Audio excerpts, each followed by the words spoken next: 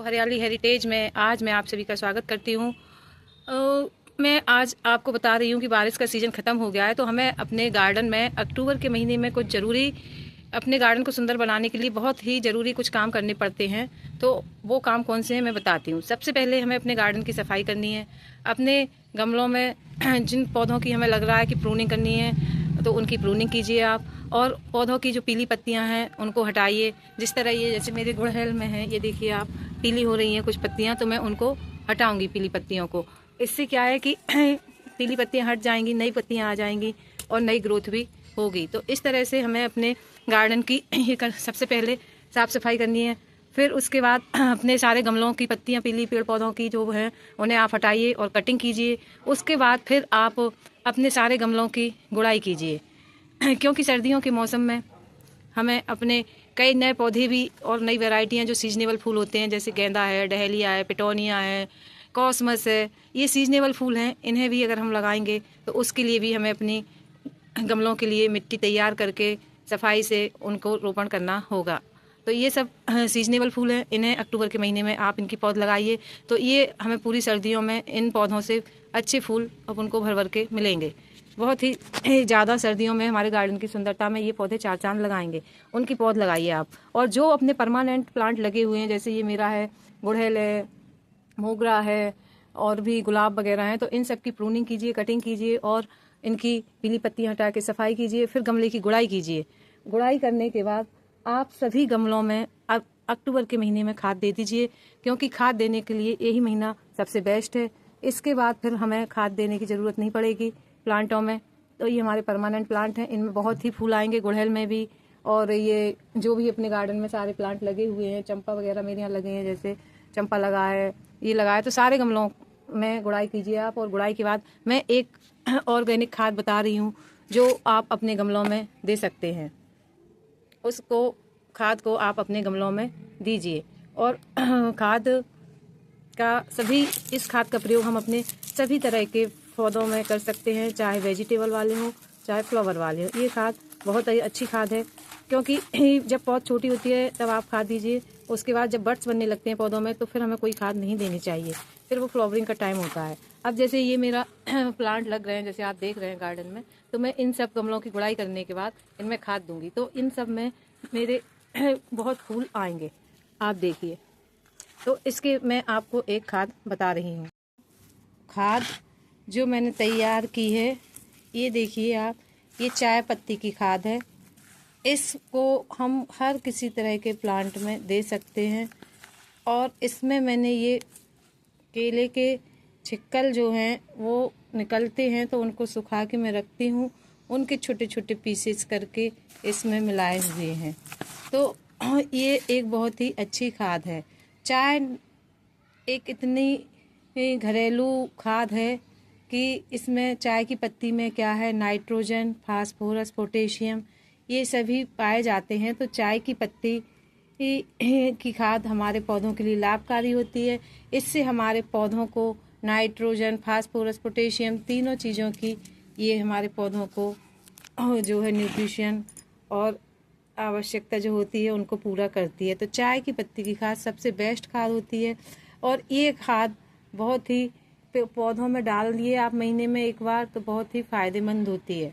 तो गुड़ाई के बाद सारे गमलों में आपको ये चाय की पत्ती की खाद, और इसमें मैंने ये केले के छिक्कल मिलाए हुए हैं ये, और इसमें मैं 1 चम्मच DAP भी मिलाऊंगी।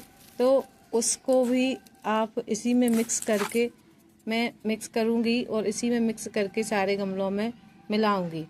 केले के छिक्कल, दोस्तों, केले के छिक्कल से भी पौधों को, केले के छिक्कल में विटामिन B6 होता है। केले के छिलके में पोटेशियम, मैग्नीशियम, कॉपर पाया जाता है। ये हमारे पौधों की जड़ों और तनों को बहुत मजबूत करता है। तो आप अपने अक्टूबर के महीने में गार्डन में जितने भी प्लांट पौधे हैं सब में ये खाद दीजिए। अगर आप DAP डालते हैं तो आप DAP की भी क्वांटिटी इसी में मिक्स कर लीजिए, और इसमें मिक्स करने के बाद आप अपने गमलों में इस खाद को 1-1 चम्मच सारे प्लांटों में दीजिए। तो ये खाद हमारे पौधों के लिए बहुत ही फायदेमंद साबित होगी। ये देखिए आप, अब जैसे मेरा ये अपराजिता का पौधा लग रहा है, ये देखिए गुलाब है, मैंने इसकी प्रूनिंग कर दी। अब इसमें देखिए आप नई नई कलियां आ रही हैं। ये देखिए गुड़हल, गुड़हल का पौधा है, इसमें भी काफ़ी मतलब अब कलियां आएंगी। मैं खाद दूंगी गुड़ाई के बाद तो पूरा सर्दियों भर ये भी बहुत फ्लावरिंग करेगा। अब अपराजिता में जैसे ये आप देखिए, इसमें ये फलियां आ रही हैं तो इन्हें हम हटा देंगे, क्योंकि हमारा पौधा जो भी मतलब उसको हम भोजन या पानी देते हैं वो सारी एनर्जी इन फलियों को बनाने में लगा देता है, तो इसमें फ्लावरिंग नहीं होती है। तो मैं ये सारी हटा रही हूँ। ये आप देख रहे हैं, इनको सबको हटा के ये देखिए आप कितनी सारी इसमें ये आ रही हैं, तो फ्लावरिंग नहीं आ पाती है। तो इस महीने में मैं ये भी हटाऊंगी और ये हटा के फिर इसमें जो खाद दूंगी तो वो खाद और जो अपन इसको पानी गमले को देते हैं तो वो जो उसको एनर्जी मिलेगी उससे जो, तो वो फ्लावरिंग को तैयार करने में पौधा लगाता है पूरी अपनी शक्ति। और अगर अपन बीज अगर इसके बनाएंगे अपराजिता के, ये मटर को अगर पकने तक देंगे तो फिर फ्लावर नहीं आएंगे। अगर आपको बीज चाहिए तो आपको फिर फ्लावर नहीं मिल पाएंगे, क्योंकि हमारा पौधा जो भी हम खाद देते हैं तो वो सारी एनर्जी उसकी इन फलियों को तैयार करने में चली जाती है। ये फलियां जो हैं ये तैयार हम करते हैं तो ये सब हमको हटा देनी चाहिए अपने अपराजिता के प्लांट से। अभी आप देखिए मेरे अपराजिता में इस वाले में एक भी फ्लावर नहीं आ रहे हैं, क्योंकि इसकी सारी एनर्जी इन फलियों को बनाने में लग रही है। तो ये मैं सारी हटा रही हूँ, इसको हटा दूंगी तो फिर इसमें बहुत फ्लावर आएंगे। ये देखिए मेरे प्लांट को, ये कनहर लग रहा है, ये नीम लग रहा है मीठा, इसी में मेरी तुलसी भी लग रही है नीम में। तो ये इस तरह के प्लांट हैं। ये देखिए मैंने गेंदे को, ये जो देखिए आप मेरा गेंदा, इसकी मैं ऊपर से पिंचिंग करती रही हूँ तो कितना घना हो गया है। एक ही फ्लावर है ये गेंदे का, आप देखिए कितना घना पौधा है मेरा। ये देखिए आप तने से देख सकते हैं, एक ही पौधा है। इसकी मैं ऊपर से ये क्या है पिंचिंग करती रही, तो ये मैंने पिछले महीने बीज द्वारा उगाया था। तो आप देखिए ये भी कितना बढ़िया हो गया है पौधा। शमी है, ये देखिए मेरा चंपा है।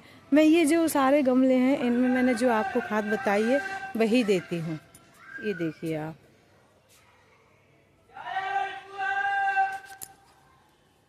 यही अनुरोध करूँगी कि आप लोग भी इसी खाद का अक्टूबर के महीने में अपने गार्डन में प्रयोग कीजिए, तो पूरी सर्दियों भर आपको अपने गार्डन में भर के हर पौधे में इतने ढेरों सारे फूल भर के प्राप्त होंगे, इतनी बड्स और कलियां आएंगी कि आप भी कहेंगे कि बहुत अच्छा है ये मतलब खाद।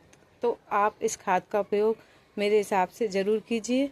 अगर मेरी ये जानकारी आपको अच्छी लगी हो तो मेरे चैनल को लाइक और सब्सक्राइब कीजिए। धन्यवाद।